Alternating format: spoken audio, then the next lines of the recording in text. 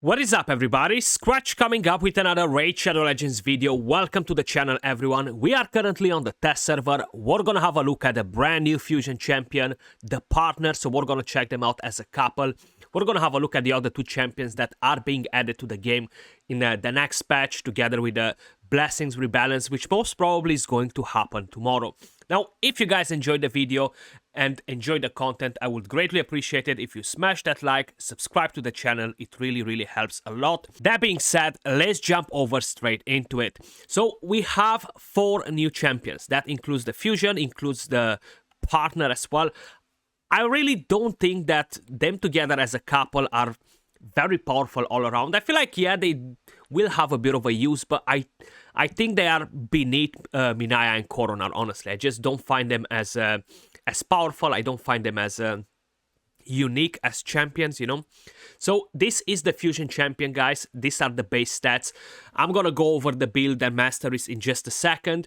So her base stats are actually not bad at all. We have 110 base speed. She can be used as a second thermometer booster if needed. Pretty good HP, fairly good defense for a support champion. Then her partner, which is Ultan of the Shell, is this bad boy right here. I gotta say the design on the champions, the aesthetics look amazing as usual. Platinum is always super good at doing that. And yeah, another Sylvan Watcher champion right here. This is an attack-based Spirit Affinity, not Void Affinity. And his base stats are decent. He's an attack-based champion, so yeah, he has a pretty good base attack, 1.5k. That's actually fairly good. Decent HP. His defense is not too bad either at 991, almost 1000. And we have 101 base speed. Then the epic champion being used in the Fusion, guys, let me just quickly find it for you, is Meroka right here. She is from the Orc faction, a defense-based magic affinity. Pretty good base stats, 18,000 HP, almost 1.3k defense, 98 speed. She looks pretty cool as well. And her skills, because you're not very familiar with it, I'm gonna go over the legendaries in just a second. Attacks one enemy 2 times, has a chance to land decreased speed. Removes all debuffs from a target ally, then heals them by 50% of their max HP. And this is on a 3-turn cooldown. And we have the A3 on a 4-turn cooldown. Places a revive on that buff on all allies for 2 turns. So if you are missing a champion that can do revive on that, this is definitely a good pick from the Fusion if you're not going for the legendary. Each time this champion is hit, increases their defense by 2.5%, stacks up to 20%, resets each round. So that's actually pretty good. A round is an entire fight, basically. It's not a turn. And we have the rare champion, Shadowbow Tirlak. He looks like he's in the army. He's looking like he's about to do some damage. So defense rare champion, Spirit Affinity. For a rare champion, I gotta say his base stats are actually very good. 15,000 HP, 1.2k defense. And with the A1, he has a chance to land decreased attack. With the A2, attacks all enemies and places an increased speed buff on all allies. This is on a 3-turn cooldown. With the A3, places a veil buff on all allies except this champion for 1 turn, and places a shield buff on all allies for 2 turns, equal to 20% of this champion's max HP. And then you have the passive, decreases the damage received from skills by all allies under Veil or Perfect Veil. So let me just put it out there. AoE increased speed can help you, decrease attack on a single target can help you, and then you have the Veil. I feel like this champion is definitely going to be great for a Hydra progression for a lot of you guys that don't have Inquisitor Shamael, don't have Duchess, don't have Tatura, don't have many cleansers, don't have Doom Priest to help you with the Head of Torment, you know. So you're going to be able to use this on some specific rotations, considering that he has pretty good base stats. I feel like, yeah, it's definitely not a bad champion for progression in Hydra. Let's go over back to our legendary. So Oella, which is the Fusion champion, she has a decent kit. How I mentioned in the previous video, it might be an easy skip for a lot of you guys out there that don't really care about getting another champion that does what she does. And for Faction Wars, I gotta say there are a lot of epic champions that can actually bring you a lot of utility in Faction Wars. Her, I don't think she's gonna be as powerful in Faction Wars, right? Because she doesn't revive. She does provide a bit of a healing, but I just don't think is enough, considering that it's not based on her own HP, it's based on the target's HP. So don't get me wrong, you can use her in Faction Wars, but I don't think she's a 10 out of 10 in Faction Wars. Just generally, the aura is just for dungeons, not gonna be great in Hydra and stuff. With the A1, she's gonna land single target, decrease speed. If you have Ultan in the same team, the debuff cannot be resisted, so you don't need accuracy. On the A2, heals all allies by 30% of their max HP and increases the duration of all ally buffs by 1 turn. This is nice because you're getting the buffs increased too. Then you have the A3, fills the thermometer of all allies by 30%, also places an increased resistance buff on all allies for 2 turns. This will be on a 3-turn cooldown fully booked, and if you open with this skill and then move over to the A2, you're always going to be able to keep increased resistance on all your team, which is going to be very, very powerful for the Iron Twins Fortress. The passive, whenever an ally loses 15% HP or more of their max HP from a single hit, places a 15% continuous heal buff on that ally for 1 turn, places a 15% continuous heal buffs for 2 turns on that ally, and then instantly activates it if Ultan of the Shell is on the same team. Can only occur once to an ally per turn. And then you have 75 resistance in dungeons. If she would have had decreased speed AoE and an aura for all battles, she would have been great for Hydra as well, but unfortunately it's not the case. Let's check Ultan's skills, then we're gonna go over to the builds. So Ultan of the Shell, with A1, attacks one enemy 2 times. Each hit has a 30% chance, fully booked 50% chance of placing a defense down for 2 turns. Each hit will also ignore 50% of the target's resistance if Oella is on the same team. If the target is under an increased defense buff, each hit has a 100% chance of removing it. This effect cannot be resisted. The A2 removes all debuffs from this champion, heals this champion by 20% of their max HP for each debuff removed, then places a shield buff on this champion for 2 turns. The value of the shield is equal to any surplus heal from this skill. Finally, attacks one enemy, will ignore shield buffs, damage increases by 20% for each debuff removed by this skill. So the more debuffs you removed, the more damage you're gonna do with the skill. It's gonna be pretty hard to test the multipliers on this because it's hard to get debuff without getting one shot in dungeon waves and stuff, you know. Then the A3 attacks all enemies, has a 100% chance of placing a sleep debuff for 1 turn, will ignore 50% of the target's resistance if Oella is on the same team. Fills the champion's thermometer by 15% whenever a sleep debuff placed by this skill expires. And then you have the passive, has a 15% chance of decreasing the cooldown of one of these champion skills by 1 turn. Every time they are healed by a continuous heal buff, the chance increases by 30 if Oella is on the same team. So how you notice the interaction with the couple is not that amazing. It's not something like, wow, you know, it's not like Marichka and Taras, it's not like Sifia and Rotos, it's not like Yumeko and Karato, it's not like Koronar and Minaya. It's just decent, but nothing out of the ordinary, you know. And if we're gonna go back to the builds on Oella, so keep in mind, if you are planning to use Oella for your Iron Twins Fortress, you're gonna need to have accuracy on the champion as well. I'm not gonna use her with accuracy because I wanna showcase the couple together, guys. And you're definitely gonna need to have around 500 accuracy for stage 15 on the Iron Twins Fortress. If you see, I only have 133 because I went with a resistance build. But you can change that, or you can try to get resistance and accuracy, which I know is going to be a big problem for a lot of you guys out there. You might want to try to have a similar build with what I have on my ultimate Death Knight, because he has accuracy and resistance, and he's built on resistance and perception gear, so not on regeneration, you know. So like this, I have enough resistance and enough accuracy to deal with stage 15 on the Iron Twins Fortress, just as an idea. But this is a pretty endgame build. The Great Hall matters a lot. The gear is pretty glyphed, is glyphed intensively, let me put it like that. So total stats on Oella, we have 80,000 HP, 3.4k defense, 252 speed, 490 resistance. This is the weapon, this is the helmet, this is the shield, you have the gauntlet, you have the HP chest piece, you have speed boots, you have the ring right here. The amulet is attack, unfortunately, because I don't have an HP or a defense one, and I have a resistance banner. And when we are talking about masteries for Oella, I went with defense and support. This again can help you. If you're struggling with accuracy, you can go with Eagle Eye. If you want to have resistance, you can go with Unshakable. So, because I'm going to use the couple, she's not going to need the accuracy for the A1 to land the decreased speed. That's pretty much what I have in terms of masteries.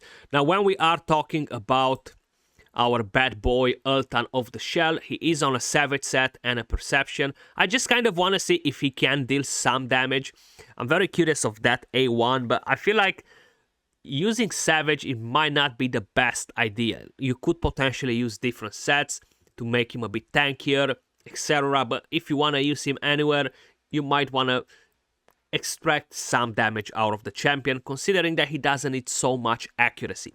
But have a Perception set next to it just to gain a bit of more accuracy.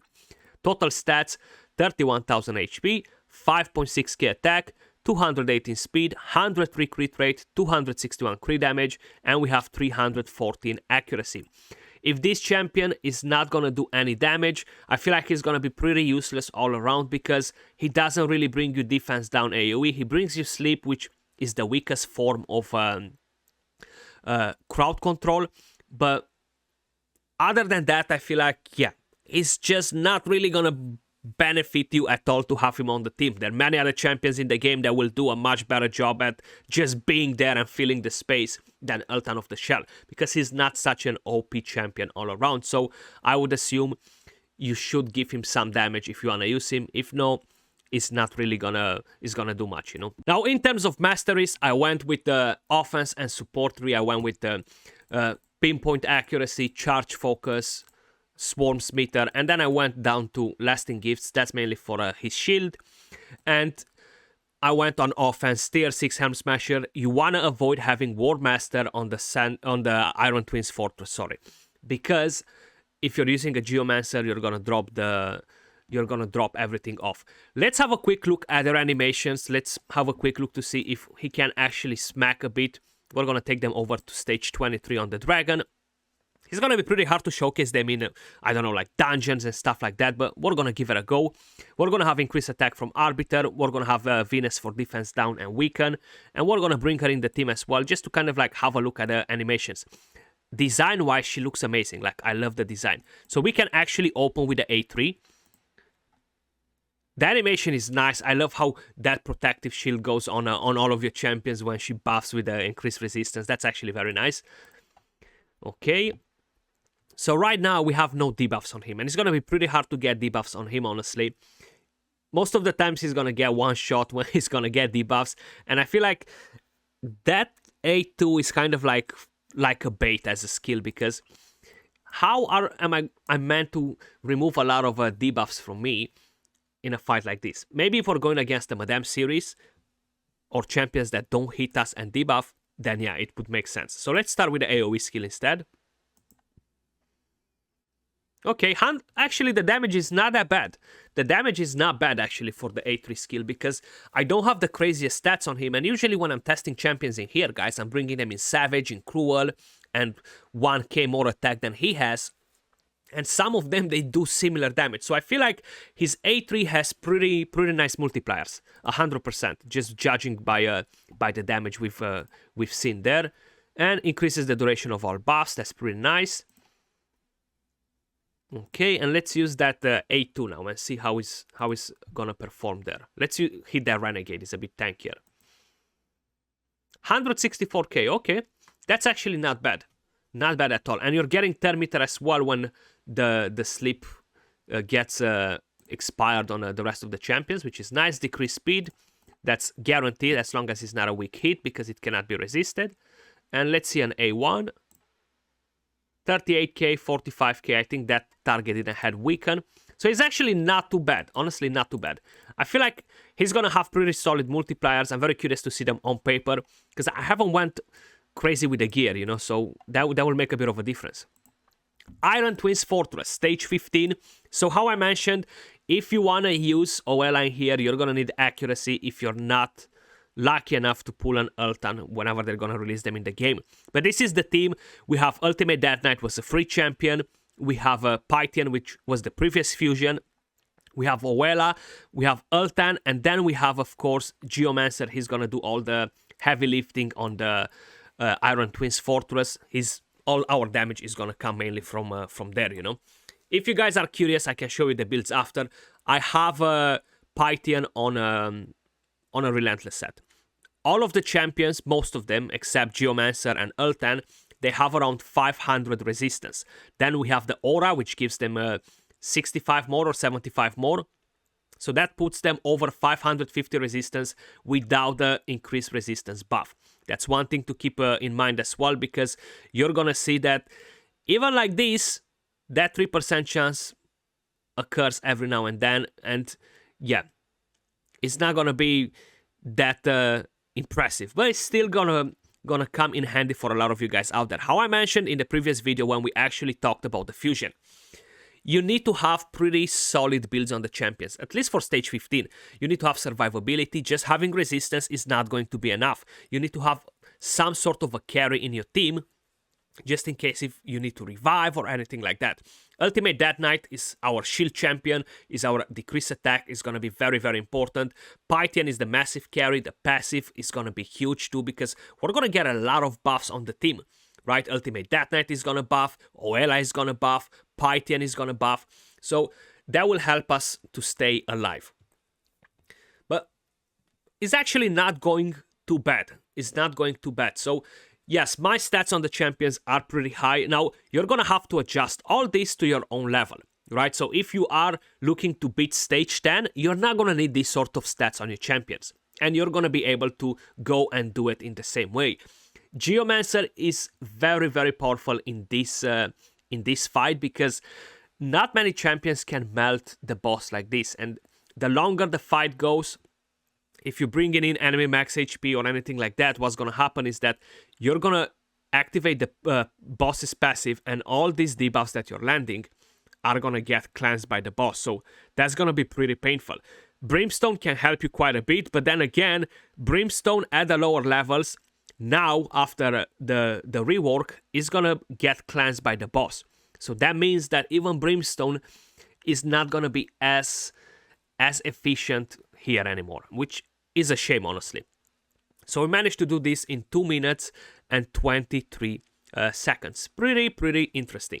Now, if we're gonna go and do a different dungeon, how I mentioned, it's pretty hard to just showcase them in dungeons, but we're still gonna do it. They're not great for the Spider's Den, not that great for the Fire Knight's Castle. I don't find them that amazing for the Ice Golem. So we're gonna go over to the Dragon Slayer. If we're gonna try them out on the Dragon, guys, I'm gonna have to bring increased attack. So I'm gonna use Arbiter, Stagnite for defense down. I'm gonna have Anax for a few poisons here and there, and of course we're gonna have Ultan and see what's gonna happen in here. I'm very curious to see his total damage at the end, and I am very curious to see how that A2 is gonna perform once we get at the boss, you know, because the boss will debuff us, so we should be able to cleanse with the A2 and actually deal some serious damage, hopefully. Okay. He does bring the crowd control, which is helpful as long as you don't have AoE champions to wake everybody up there, you know. But let's see, as an idea, do we have the A2 available? So we have two debuffs right now. 109k, pretty good damage actually, considering that this is stage 25 as well, guys. Is not too shabby. We don't have Cruel on him either. He doesn't have the craziest stats either. So yeah, I think he can actually deal some damage. Of course, he's not gonna be OP in arena because of the damage and stuff, but he's gonna be able to do a bit of work, you know. I know the majority of people are always saying like, Skratch, all the champions can deal damage if you give them good gear. That's just not true. It's all about their multipliers. If they have good multipliers, yeah, they're gonna deal good damage. If they don't have good multipliers, they're not gonna deal good damage. It's as simple as that, you know. 130k, nice. And that was again with the A2. The shield is minimal, of course, because his HP is pretty low, so I'm not expecting to see like a massive shield or anything like that. That Shatter Bones creating us problems here. Love the animation on the A3 though. It's just so nice how that shield just covers all your team when she buffs with the increased resistance. Awesome stuff. Okay, Ultan, come on. This is a long run, guys, because we don't really have a lot of firepower on the waves, you know. So it took us roughly around 1 minute to kill each one of the waves. The couple, the champions, even alone, they're not great for clan boss, how I mentioned. I don't think they're great for Hydra either, in my opinion, but let me know your thoughts in the comments down below as well. I'm curious to hear them. 158k, and I think that was the A2. I might have to... Yeah, that was the A3, 104k. I'm gonna have to manual a bit before he's getting his turn again. I do want the dragon to land some debuffs on us, so hopefully... But that increased resistance is kind of like gonna stop it, you know. Yeah, like pretty much no chance. Even with the base stats, and considering that I have my Great Hall max, it's gonna be extremely hard because the dungeon bosses don't have that much accuracy, you know. So with the increased resistance as well, it's gonna be pretty hard. And then we have decreased accuracy from Anax. It's just not gonna happen. But we've seen on the waves, he cleanses the debuffs. Then yeah, you're getting some extra damage from there, which is decent.